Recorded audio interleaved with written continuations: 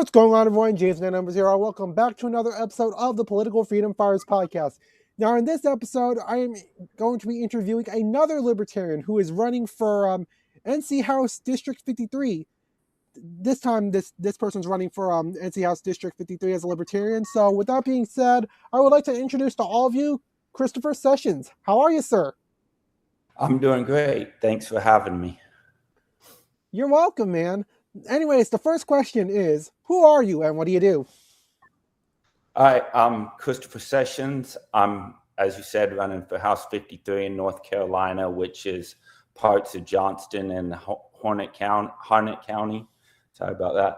I'm married, have a wonderful wife, Grace. I have 4 children. I'm retired military, sergeant major. I have an MBA, currently working at Pike Electric as a warehouse manager.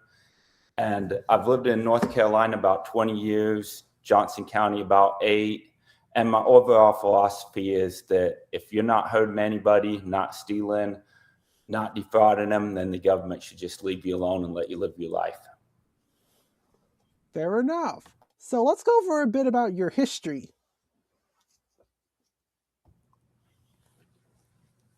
All right. As far as politics, or just in general? Both, if you can. What's that? Say again? Both, if you can. Okay. So, history, I was a cook in the Army, grew up in Utah, joined the Army, ended up in North Carolina, liked it, ended up staying here, getting a job at Pike Electric. Been married 18 years now. And as far as politics, this is my second time running for office. 2 years ago, I ran for NC Senate. Been involved in the Libertarian Party for over 20 years now. Been involved with the Johnson County Libertarian Party since I've been here. Currently working as the treasurer for the Johnson County Libertarian Party. That's awesome, man. Anyways, why are you running for NC House District 53? So I just wanted to give people an option besides the same 2 parties. I'm not a fan of either one. You know, they each have their good things, but they have a lot of negatives. I truly think they're bought and paid for. So I just want people to have an option, hear a different point of view, and, you know, hopefully see what I stand for and vote for me. That's fair enough. So anyways, before I get started on your platform, what I want to go ask you about your opinion on the 2-party system and the candidates that are running this race. So I guess I'll first start off by asking, what is your opinion on the Republicans? Overall, especially in North Carolina, they're too involved in people's life. You know, we still don't have medical marijuana, one of 8 states or something that still doesn't have medical marijuana. They put an abortion ban, I think 12 weeks. So they're pretty good, especially in North Carolina fiscally. Nationally, I don't think they're good fiscally at all. They claim to be, but they're not. North Carolina, they're a little better. I just like them to stay out of our lives, you know, let us live our lives and, you know, do what we want to do. Fair enough. So what's your opinion on the Republican incumbent, Howard Penny Jr.? Truthfully, I don't know enough about him. I've looked up a little bit. I haven't studied his vote, so I don't want to say one way or another. From what I've read, he seems all right, basically Republican. You know, I think I can do better. Okay, cool. Next up, what's your opinion on the Democrats? Kind of the same thing. They claim to be great on, you know, civil liberties, but especially nationally, they're terrible. You know, when their party's in charge, they're fine with going to war. Really haven't advanced a lot of things that I'd like to see as far as drug reform. What else? the big thing is war that I don't like, especially on the national level. They speak one thing, but then they do the opposite. They vote the opposite.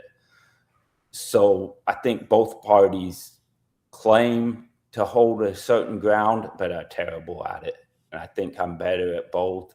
I'm more fiscally conservative, and I'm definitely more socially liberal than either party. Fair enough. Anyways, the Democrats are looking like they're probably going to lose this district because the incumbent has served for like a few years now, and it's not. I doubt that it's going to go to the Democrats. So why can't they win this race? So this is a very conservative area. The Republican, he probably won't even run. And he'll probably still win overwhelmingly, unfortunately. I'd like to say that, I'll be the next representative, but just realistically, it's a conservative area. The Republicans are going to win. When I ran last time for the Senate seat, which is all of Johnson County, the incumbent for that which was a Republican, got over 60% of the vote. I never saw a sign. I never saw him at any events. As far as I know, he didn't run at all, but yet the area is just overwhelmingly conservative. So it's probably going to go that way. All right, fair enough. So I've looked up your platform on Ballotpedia, and I guess I'll go over your 3 main points first. And I guess the longest one I'll go over is the marijuana one. I advocate for the legalization of medical marijuana based on my experiences as a veteran, having witnessed its efficacy in pain management, PTSD, and TBI treatment. I argue against criminal penalties for those seeking relief. The right to effective treatment should be prioritized without legal repercussions. In support of political freedom, I back the legalization of recreational marijuana in North Carolina. Adults should have autonomy in making choices about substances they consume. Criminalizing citizens for personal decisions with significant public support is counterproductive. I propose drug decriminalization, advocating for non-criminal citations instead of criminal penalties for drug possession. Viewing drug use as a health issue, I call for a shift in resources toward treatment and support services. Emphasizing the disproportionate impact on minority communities, addressing addiction as a public health concern is crucial. So yeah, this is basically this is from when I ran for Senate, but I still believe the same thing. We can look at drawing a blank. Portugal, when they decriminalized drugs and made it more of a medical issue, overdose deaths went down by 80%. So we see it in other countries, and we could do the same thing here with fentanyl and everything else. A lot of people are taking fentanyl because either that's what they can get their hands on, or they're taking it unknowingly because they're thinking they're taking heroin, another drug, and it's laced with fentanyl. So if we kind of changed our approach, I believe we could save a lot of lives. But I also know North Carolina, we're not going to legalize heroin anytime soon. So it's not something that I would, if I did get elected, that I would make a priority. But we can look at other things like marijuana that has medicinal purpose. I've seen it firsthand with veterans. Also, I've been looking into psilocybin. There's a group that does that with veterans with PTSD that takes them on retreats. They've been doing it in Mexico. They're starting to do it now in Colorado and Oregon.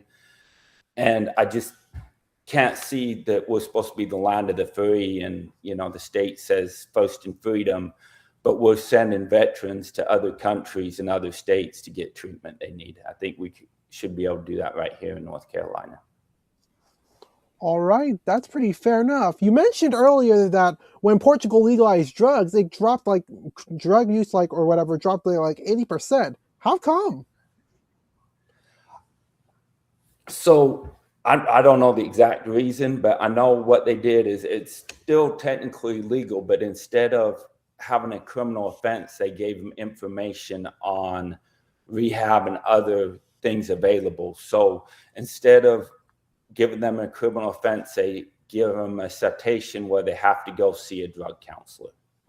And it worked. I'm not sure the exact reason, but 80% drop in overdose deaths, I think that's pretty good.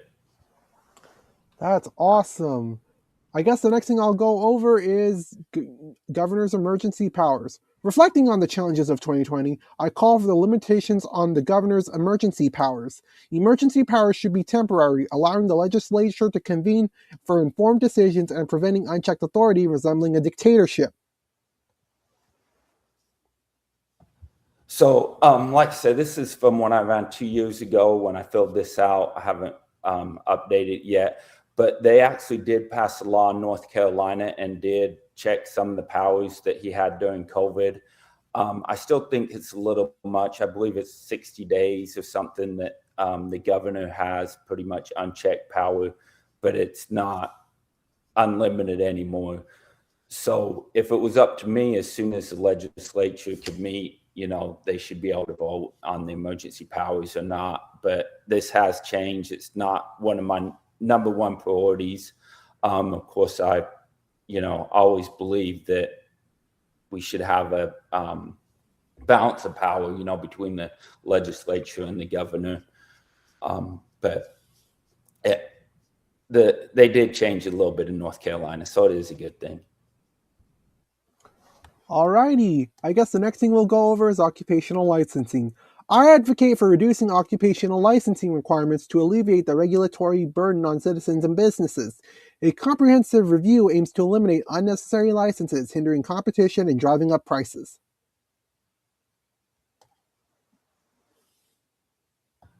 Yeah, so I'm kind of looking at the economy as a whole, and this is one piece of it. We need to keep taxes low. That is one thing North Carolina's been pretty good at. I'd like to maybe do away with some of the taxes and maybe combine them so it's more transparent, because there's just everything's taxed. So I don't think people really realize how many things and how much taxes we're paying. Also, housing. There's a lot of regulations and burdens on housing and keeps the prices high. And a lot of it's local, but we can do some things at the state level to lower some of these regulations, get houses built faster and more of them. And then occupational license. Yeah, North Carolina is terrible. It's one of the worst states. Last I checked, it was the worst, or the 8th worst state as far as how many occupations needed licensing. Anything from hair braider to floor sander needs a license. So I would definitely vote or introduce a bill to get rid of some of these licensing and kind of let people be free to make their own decisions and, get a job and start a business, make it a lot easier. Fair enough. You mentioned 8th worst. How did that happen? I'm not sure how it happened in North Carolina, but a lot of these places, the occupational licensing, the people that are in these fields are trying to protect the competition. So they lobby government to make newcomers get licensing and, require certain education, certain hours of training. Some of it's just a matter of taking a test or paying a fee. But yeah, I don't know how we got to this point. Yeah, especially for the fact that out of 3 of the past 4 years, and North Carolina was considered to be the quote-unquote number one state for business, but it sure doesn't feel like it. Yeah, I think there's some good things for business. They're phasing out the corporate income tax for the state, so that's a good thing. But as far as licensing goes, it has a long way to go. I think it's a third of the professions in North Carolina you have to have a license for. A third? Oh my God. Anyways, you mentioned that you were in the military. What was that like? I enjoyed it. I was a cook and logistics guy in the military, spent a lot of time at Fort Bragg, jumping out of planes, deployed to Iraq, Afghanistan. Had, amazing opportunities. I definitely don't want to put the military down. Don't necessarily agree with some of the wars they sent me to, but overall, an amazing experience. That's awesome, man. You mentioned logistics. What was that like? It was good. I really enjoyed it, being able to take care of the war fighters, making sure they were fed, making sure they had their bullets, anything. We moved equipment, people around the battlefield. It was rewarding, definitely. I was the sergeant major, the logistics sergeant major for all of Iraq on my last deployment. So it was challenging, but very rewarding. Fair enough. And you were deployed. Where were you deployed exactly? So I've been to Afghanistan 3 times, Iraq 3 times, and went to Bosnia. Bosnia? Yeah. I was in, I think 1999, I was in Bosnia. I enjoyed it, actually. As I was in Sarajevo, and, wasn't any combat there. And I was cooking for a general, and it was a good time. All right. That's pretty good to hear. So, is there anything else that's on your platform that I haven't discussed? So this time around, I still believe in the same things last time I ran. Really haven't changed, but I'm concentrating on, like I said, the economy, also on healthcare. I'd like to see the certificate of need laws done away with in North Carolina. If you're not familiar with that, that's basically where if you want to build a clinic or expand a hospital, they have to go to the government and prove that they need it. So the government decides whether or not they can build or expand. I think the free market can decide. I don't think we need bureaucrats deciding if a hospital needs to be built or not in North Carolina. Also, nurses practicing, as far as letting them kind of have more autonomy on what they can do and what they can't do, would give us more option and should lower prices. And then education. I believe parents are the best person to decide how their child's educated. So I fully support school choice, support the opportunity scholarship. Also want to make sure that as they provide these vouchers, they don't put a bunch of rules and regulations. Because the last thing I want is for the government to take over private education. I think parents know what's best for their children and let them decide, and not the government. All right, fair enough. I guess we can talk a little bit more about education and school choice. All right. Do you have any specific questions, or just want me to kind of go on about it? I guess go on about it for now, and then we'll see what happens. So I'm kind of an all-above approach. I'd like to see more charter, more private schools, more homeschooling, and provide, the money for that, provide the tax dollars to that instead of going to the government schools. But as, most North Carolina children do go to government schools, so we do need to make sure we're attracting the best teachers. And if that does mean giving them raises, then, let's take care of our teachers. Let's get the best teachers we can get.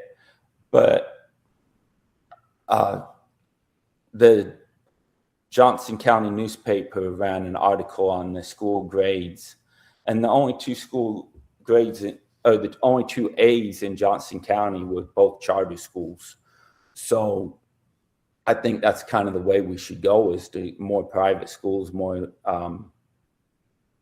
charter schools, and get the government out of education as much as possible.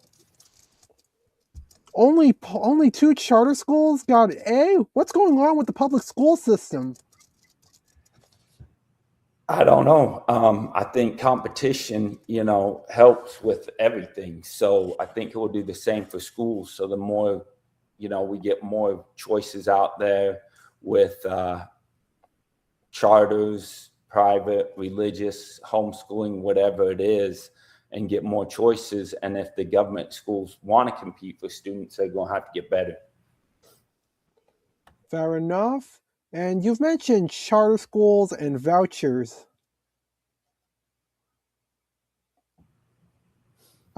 Yeah, so basically, I think the money should follow the child.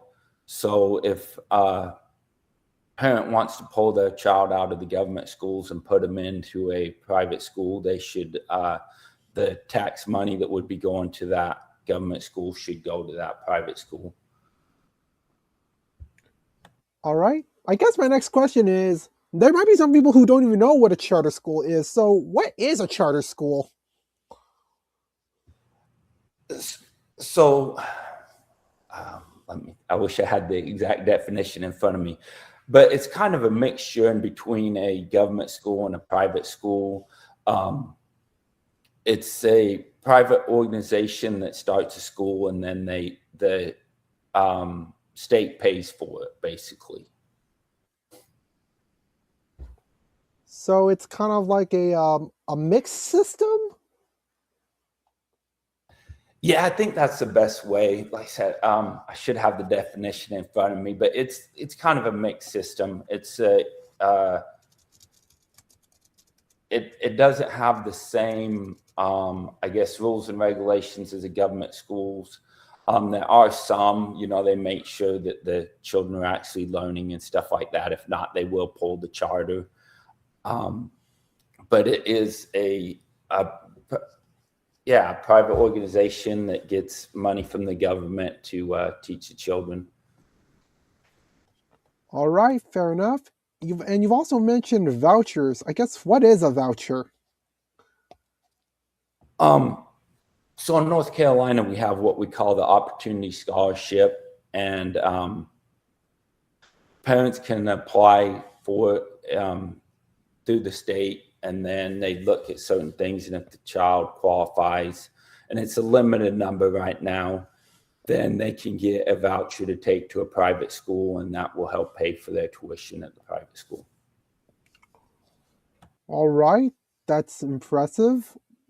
But I guess, how can we it? Do you think that should be expanded, or Yeah, absolutely. I think the voucher system, or some people don't like to call it a voucher because they think that has too many strings attached to it. But it's, I think, semantics. But yeah, I think anybody that wants to send their child to a private school should be able to get that voucher and take that and get it into a private school versus being trapped in a government school. all right? So, anyways, I believe in your Ballotpedia page, you've also mentioned that you know a veteran with PTSD. Yeah, I've known several veterans with PTSD and other issues, and that's kind of where I get, the medical marijuana and other alternative medicines. Because I've seen, especially with marijuana, I've seen how it's helped with people with PTSD, but also with pain management. I've seen people taking all sorts of different pills, and then they give it up and start smoking marijuana, and it's, been life-changing for them to be able to get off these other medicines and all the other side effects that have had. Alrighty. What is your opinion on the on our current veteran services right now? I do think they do pretty good as well. North Carolina's got a pretty good system that I've seen, that I've dealt with. I've had them help me out with the VA. And the VA hospitals, now we're getting into a national issue, so I won't have much effect, but I use them. My primary doctor is a VA doctor, and the primary care has been great. But then when you start moving into specialty care, the waits and everything is just terrible. I think they should community care, where if your wait's too long, you have to travel too far, you can go out to the community, but it's bogged down with, bureaucracy, and it takes forever. And they just need to streamline it and get veterans to be able to get these specialty care that they need. Damn, that sucks. So, what can people like us do to help veterans who are battling with illnesses such as PTSD? I think, the federal government's such a beast, but we need somebody in there that's going to do what they say.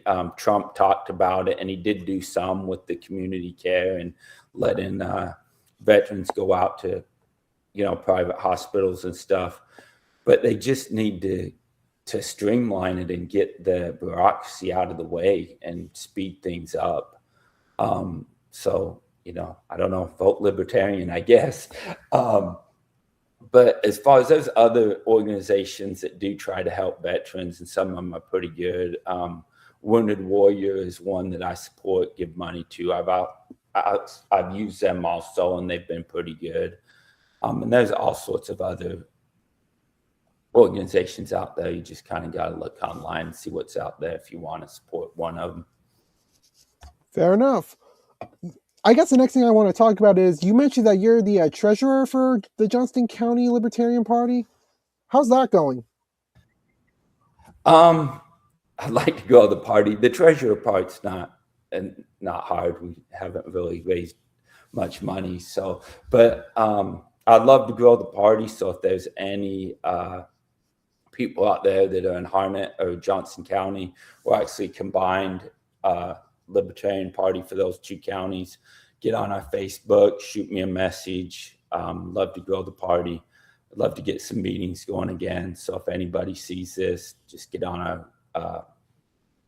our Facebook page and shoot me a message. Alrighty. I guess, damn, I'm actually starting to run out of things to talk about. Is there anything else that's on your platform that you feel like no one's talking about, or? No, the three major things kind of went over. The only thing I ask people, I know a lot of people lean Libertarian, but there's not a lot of people voting Libertarian. So I asked, hey, look at the Republican, look at the Democrat, look what they stand for and compare their values, and then look at my platform and, kind of see who lines up the best. Because I think if you compare us, I probably have a lot more things in common with your values than either the Democrat or the Republican. All right, fair enough. I guess, how is the campaign going right now? It just got started. I don't have a primary challenger, so I guess I'm a little behind. This is my first interview. I have my Facebook page up. I don't have a website up yet. So once it gets more into the general election, I'll kind of get, out there more.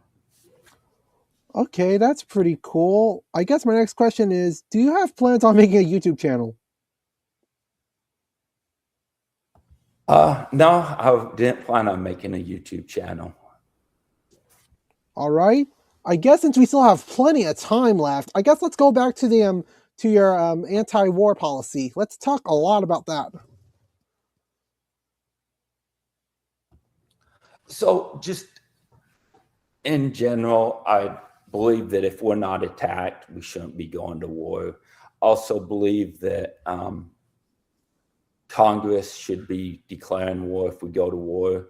I know we're going into national issues and I'm running for state, but, I'll share my opinion. And, we have this, I guess, the War Powers Act, where they passed in 2001 when we went to war with Afghanistan. And the Congress has just allowed the president to do whatever he wants and declare, oh, this, some vote back 25 years ago gives me the power to do what I want. So I think we need to do away with that. Congress needs to do their job, need to take the power back. And then if we are going to use the military to invade another country, Congress needs to declare war. So yeah, that's basically my stance, is we should quit being the policemen of the world. And on the state level, one thing that we can do, and I haven't looked a lot into it, but it's definitely something I would look into and possibly support, and that's the Protect the Guard. And basically it's a bill that's out there that says if Congress doesn't declare war, then the state's not going to send their National Guard to support it.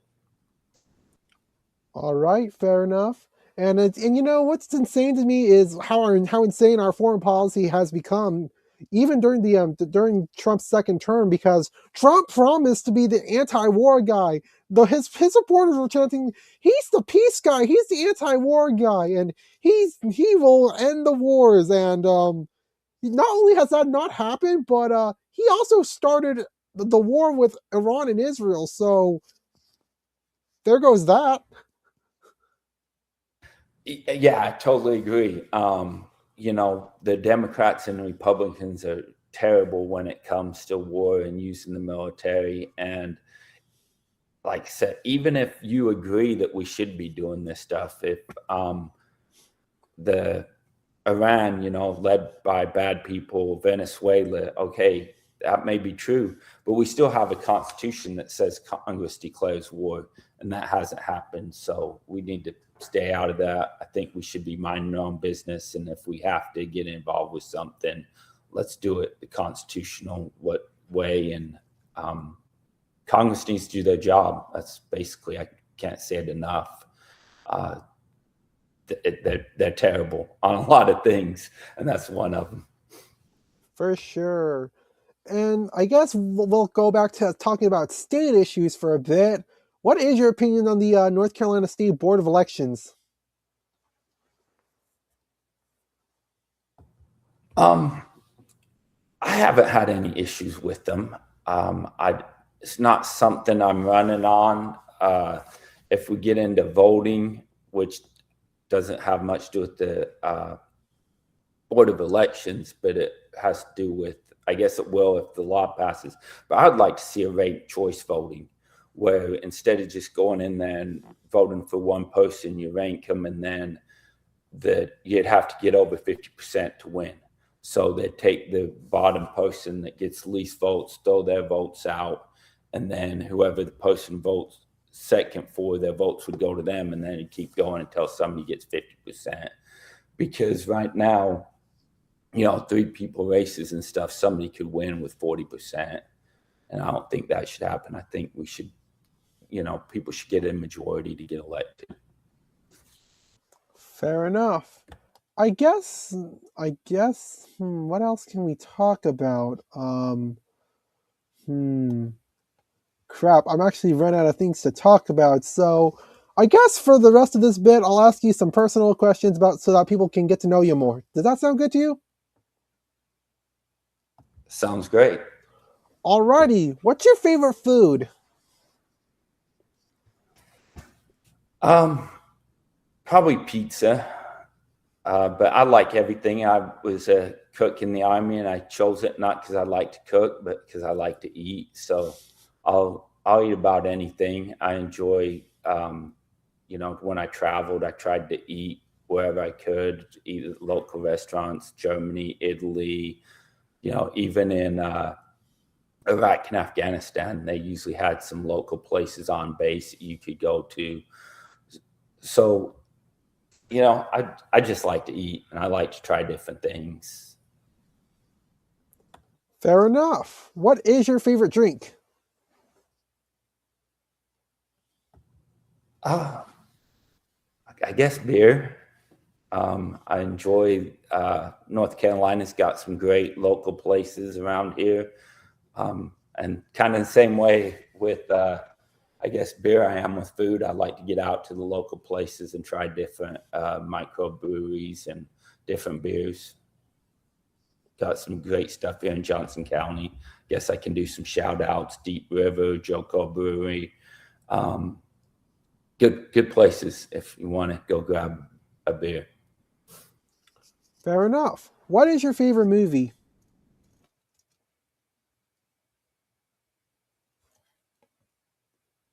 Oh, what? What? Wait. What? Uh, um, what just happened? What just happened? Uh, yo, what just happened? Well, oh, I went to hit the unmute and accidentally disconnected us. That was my fault. All right. My next question is, what's your favorite movie? Ooh, that's a tough one. I really enjoy Pink Floyd The Wall. I'm big into music. Love all sorts of, mostly rock, but wide spectrum from old classic rock all the way up to stuff they're putting out now. So I guess if I had to pick one, it'd be Pink Floyd The Wall. All right. I guess my next question is, what's your favorite music? Oh, like I said, rock. Listen to a lot of old 70s rock. Was a huge fan of Ozzy and that kind of stuff, the old 70s and then 80s hair band, showing my age. I grew up in the 80s, so I really enjoyed the 80s hair bands, Motley Crue, Poison, all that stuff. That's pretty cool. What were the 70s and the 80s like? I like the 80s. Of course, I like the technology of today a lot better, but I did enjoy the music. The concerts were pretty extreme. They didn't have the big screens and all the technology they do now, but they tried to make up for it with the big hair and the crazy outfits. And, they started doing the laser lights and stuff. So it was fun. I enjoyed it. That's awesome, man. Oh, yeah, and I just thought about this while we were talking. What's your opinion on guns? What's that about guns? What's your opinion on guns? Oh, I'm a big Second Amendment guy. I'm a lifetime member of both the NRA and the Gun Owners of America. I can't think of any gun control laws that I would support. We just got rid of the pistol permit in North Carolina. I think that's great. You used to have to go to the sheriff and get a permit to buy a pistol in the state. Now you can just do the instant background check. So I support that. If the constitutional carry comes up, I'll vote for that if I was elected. So I'm big into. I'm a gun owner myself. So yeah, no gun control for me. All right, that's pretty cool. What do you think it would be the best gun for a person to own if somebody wants to buy a gun? It all depends what you want to do with it. I'm not a big hunter, so I can't really get too much into hunting rifles. I do like the AR-15s just because that's what I had in the military, so I'm very familiar with them. And they're fairly simple to use, and you can do a lot with them. They have, you can put different sights, optics, flashlights, whatever you want on them and kind of build them however you want. So that's a good thing. Pistols, I personally am a Glock person, but just same thing. They're simplicity. They're simple. You pull the trigger, they go boom. But you have to, if I'm giving advice for somebody that wants to go out and buy a concealed carry pistol or any pistol, fire it first, make sure it fits your hand. And that's probably the best advice I can get before somebody gets a gun is make sure it fits your hand and you can control it. It feels, good in your hand. That's awesome. Do you think your military experience has affected your opinions on guns? I think I've always been pro freedom, and which included guns. But yeah, I'm not sure. I mean, it definitely gave me experience with them, so I think I'm a little more knowledgeable. I can speak them, where I hear a lot of people that are calling for gun control that just have no clue, about any guns. And so I think that gives me more knowledge to talk about self-defense, stuff like that, marksmanship and things of that sort. But as far as ownership of guns, I've always been pro Second Amendment. All right, that's pretty good. And earlier today, before this interview, I actually ended up stumbling across some videos of people being concerned about lead exposure to guns. I think some of it may have to do with some of the bullets that might be in guns, but as far as I'm aware, there are non-leaded bullets out there in the market. But yeah, this is something that people are concerned about, that people aren't talking about. So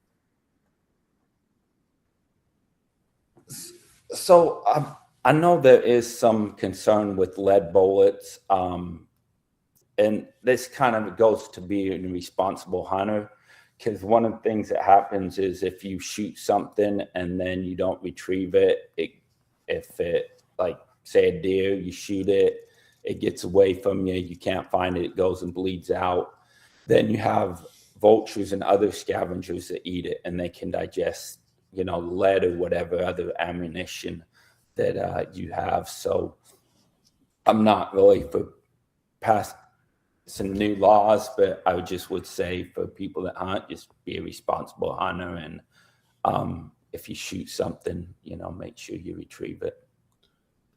yeah, and none of the people that I saw, people that were concerned about lead exposure, were asking for a new law, so that's good. They mentioned that we can do stuff like de-lead wipes or whatever, but I'm not sure what the difference is between de-lead wipes and regular wipes such as Clorox.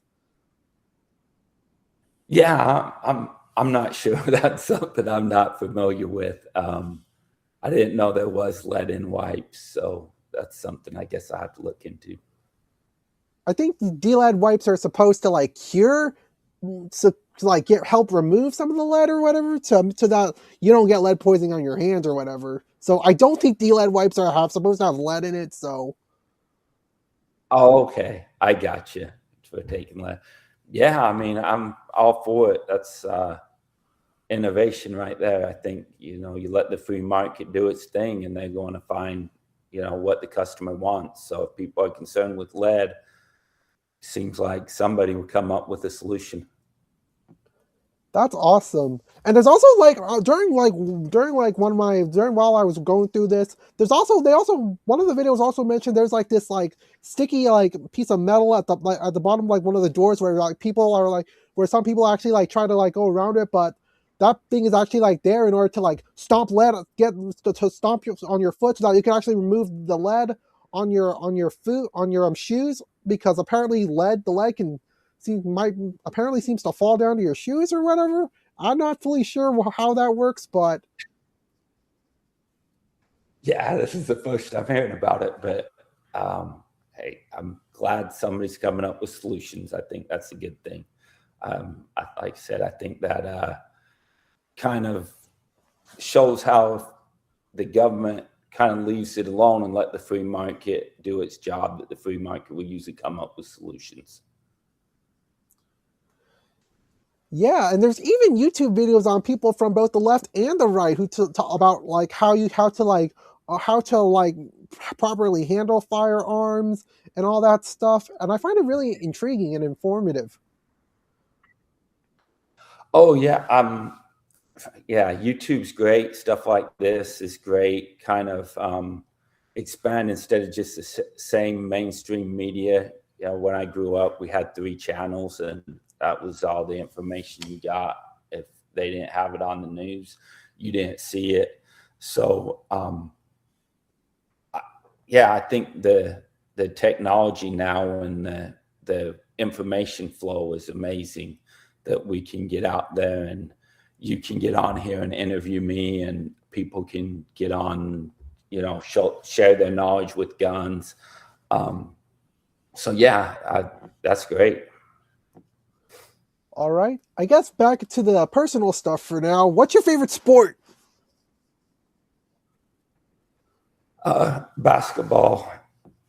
I'm a huge Utah Jazz fan. I grew up there, so I still love the Jazz. Everything else, you know, North Carolina. I like the Hurricanes. I like the Panthers. So everything besides the NBA, kind of North Carolina's won me over. That's awesome. I guess what kind of what type of area would you recommend North Carolinians visit if people ever get the chance to visit our state?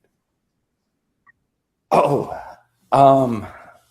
it's hard to say one area. It kind of depends what you like. You know, if you like the beach, go out to the Outer Banks. Plus, there's a lot of history out there. Go see where they flew the first airplane, see the first colony in America. And then the mountains are great too. Asheville, real cool city.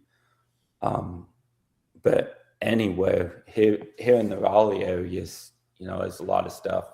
Have the History Museum, the Natural Science Museum, Art Museum, Bennett's Place, where according to North Carolina, that's where the Civil War ended, not Appomattox. So there's a lot of stuff to see if you come visit. That's awesome, man. And since you mentioned Johnston County, what places would you best recommend to visit in Johnston County?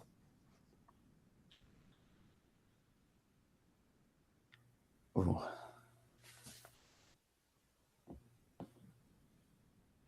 Like I said, I really like the microbreweries. If you're into beer, definitely hit up Deep River, Johnson County Brewery. I'm trying to think. Oh, the Smithfield's a nice place to go. Nice downtown. They have the Eva Gardner Museum. So if you're in Johnson County, hit it up. Alrighty, that's cool. I guess really, how has your personal life been? Oh, it's been great. You know, wonderful family. I have three. Well, all my children are grown now, but three of them are out of the house. I have my son here. He's going to college, going to Johnson Community College. Wife's amazing. I really enjoy this area. Johnson County and the Raleigh area has been great to me. Pike Electric, they've been great to me.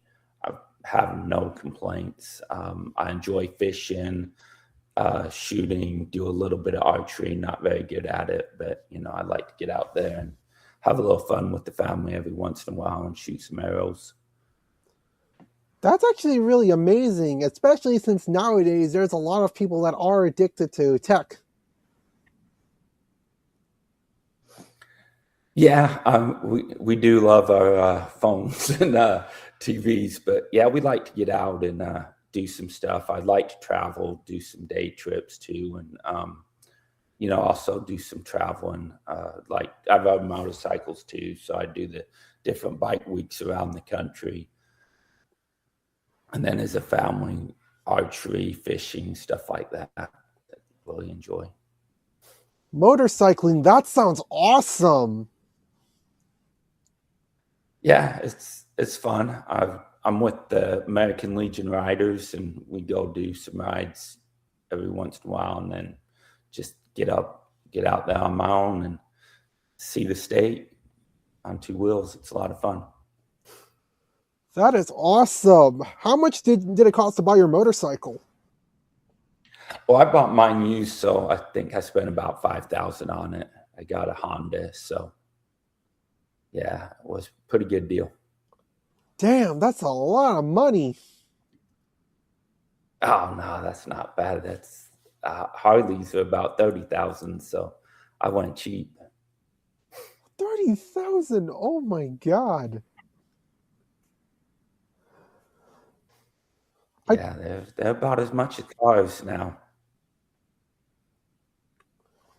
So what's the best play? What was your best motorcycle ride? So my best motorcycle ride was probably in South Dakota. I go up to there's a big motorcycle rally every year in Sturgis, South Dakota, and they have a Needles Highway that's got a lot of switchbacks and stuff. It's kind of by Mount Rushmore, that area. So that's probably my favorite place to ride. Wow, Sturgis actually sounds awesome. Oh, it's a lot of fun, a lot of good riding, a lot of good scenery, a lot of music. If people ride, I definitely recommend it. All right. I guess my next question for you is, what's your secret talent? Um, well, I spent a lot of years as a cook, so I mean, I can cook some stuff. I don't know if it's any secret, but I guess that'd be my talent. Uh, Try to keep my wife happy. That's a good talent.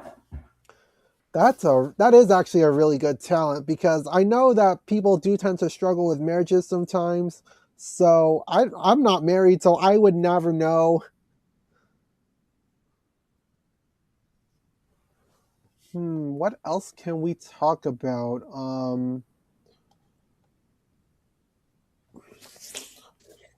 I guess what we can talk about is how do you feel about getting more choices on like the ballot? Uh, oh yeah, definitely. That's one thing that the Democrats and Republicans have been good at is making it hard for other people to get on the ballot. So I think we definitely need more parties on the ballot, and that's something I'd look at. Something that if it came up, I'd definitely vote for is to lower the thresholds to get parties on the ballot in North Carolina. I'm not sure how many signatures you have to have, but I believe it's 3% statewide elections you need to maintain, either like president or governor, to maintain ballot access. And we've been able to do that as Libertarian Party, so that's a good thing. But I'd love to see, 4 or 5 parties on the ballot. I think it'd be a good thing to have more choices because I don't think everybody fits neatly in a box, either Democrat or Republican, and to have more choices kind of on the left, if they had the Democratic Socialists could have their own party, and then the more moderate Democrats have their own party, the far right, or whatever you want to call the far right. But I'd like to see like the true fiscal conservatives have their own party versus whatever the Republicans are now. So yeah, it'd be great to have a lot more parties, and then they'd have to have like coalitions within government to get stuff done instead of just two sides battling it out. So yeah, definitely. I don't know how to get it done. I wish I had the magic wand to wave, but if I ever got elected, whatever I could do to kind of make let people have more choices, I'd definitely do it. That's actually really good. And if it's all right with you, is it all right if I talk to the people real quick about some updates with some of the third parties? Yeah, absolutely. Okay, as far as I'm aware, both the Libertarian Party of North Carolina and the North Carolina Green Party are on the ballot. The Constitution Party, the Forward Party are currently gathering signatures right now. The Forward Party recently surpassed 5,000 valid signatures, and based on the trends that they're going right now, it's not looking like they're going to make it on the ballot this year. So they're going to need to wait another 2 years. And the Constitution Party only has like 100 official, a little over 100 according to the State Board of Elections, but they do have like a few hundred, like they are holding on to like a few hundred signatures right now, waiting to turn them in as we speak. The We the People Party of North Carolina has also started their petitioning process, but it's not looking like they're going to get ballot access this year. And I was able to speak to Ryan Raba recently, who is one of the co-chairs of the We the People Party of North Carolina, and he's currently working on revamping the website, and he's gonna be hella busy for a while. So once he can get all that sorted up, Ryan Raba will be asking for volunteers to help petitioning for the We the People Party of North Carolina. And also, as far as I'm aware, the Veterans Party of North Carolina is also petitioning for signatures as well. They only have they've only turned in like one signature so far.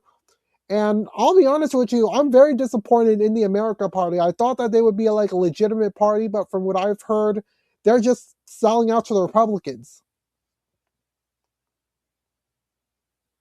Yeah, and that kind of goes to what I said is, it's too hard for these new parties, especially the small ones, to gather these signatures. And one of the bad things is they spend the money petitioning for signatures, and then they don't have that money to run candidates. So they're already behind. They're already, the name recognition and everything else isn't there that the Democrats and Republicans had. But then any money they're raising goes to get on the ballot instead of campaigning. So best of luck to them. I hope they can get on there and make a difference. Fair enough. I guess, Chris, we can go back to talking about you as a treasurer for a second. Are there any forms that you have to fill out as treasurer of the Libertarian Party of North Carolina? What are the requirements that you got to do? Oh, so the county's pretty easy because we spend less than $1,000 a year. So I just file a form saying, hey, we're spending less than $1,000, and I turn that in, and it's no issue. It's pretty easy. For my candidacy, then everything that I raise and everything I have to spend has to be documented. Then it gets filed with the state, and then they put it online. So you can kind of go and see what I've raised, what I've spent, everything like that. But yeah, everything has to be documented. There's several forms that you have to cover, and then there's the broken down where everything went. Oh damn! Do you happen to know what forms that you have to fill out? Yeah. So let's see. I'm not sure the names. I know it's the CRO forms. They're on the State Board of Elections website.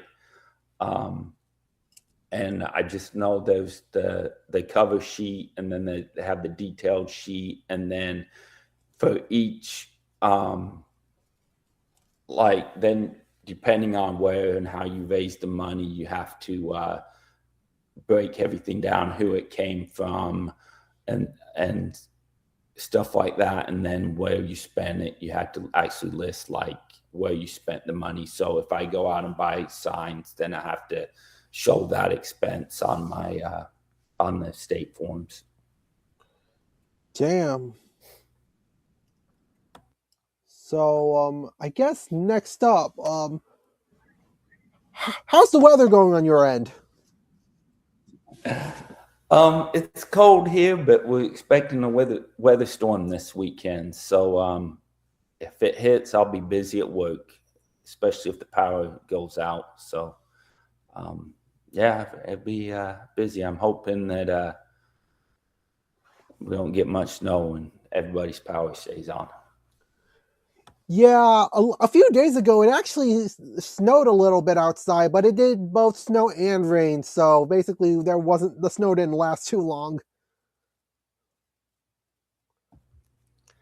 Yeah, I'm really hoping we won't get a lot of ice either. That's the real bad thing when this ice builds up and it starts knocking down tree limbs into power lines, and then we have a lot of power outages. And yeah, I mean, it's more work, but I'd rather people keep their power on. That's true.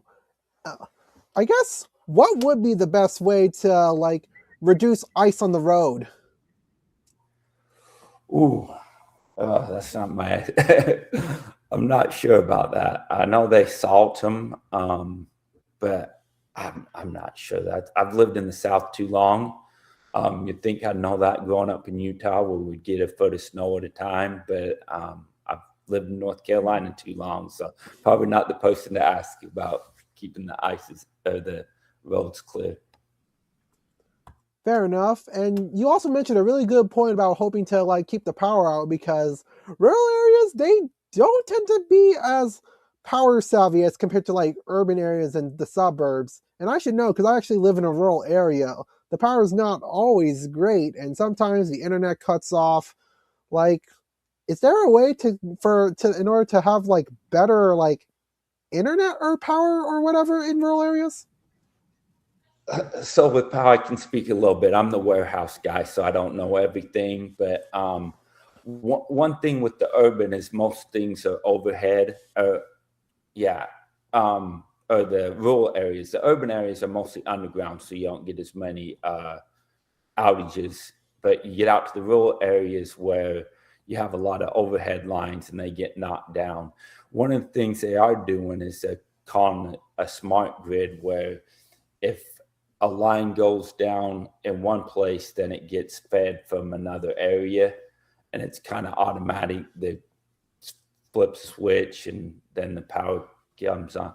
But when you have, major storms like hurricanes or ice storms, and you have multiple lines down, it just sometimes unavoidable. But yeah, I think we do a pretty good job. Like I said, work for Pike, and they do a lot of storm work, and pretty good at getting the power on, I think. I mean, I'm probably biased, but I think they do a pretty good job. All right, fair enough. I guess my last question is there anything else you want to talk about? Yeah. So I don't have a website yet. Like I said, I'm not being primaried, so I don't have haven't been doing a lot of campaigning, but go to my Facebook page, Chris Sessions for Liberty, kind of see what I stand for, and most of it, what we talked to today, but kind of stay updated on my campaign and the issues.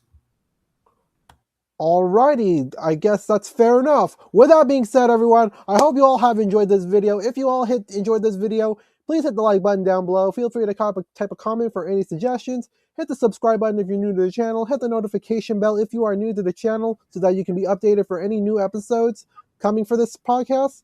And of course, I will be linking all of Christopher's social medias in the description below so that you all can check them out for yourselves. And with that being said, I hope you all enjoy, and I'll see you all later. Take care. Thanks a lot. Thanks for having me.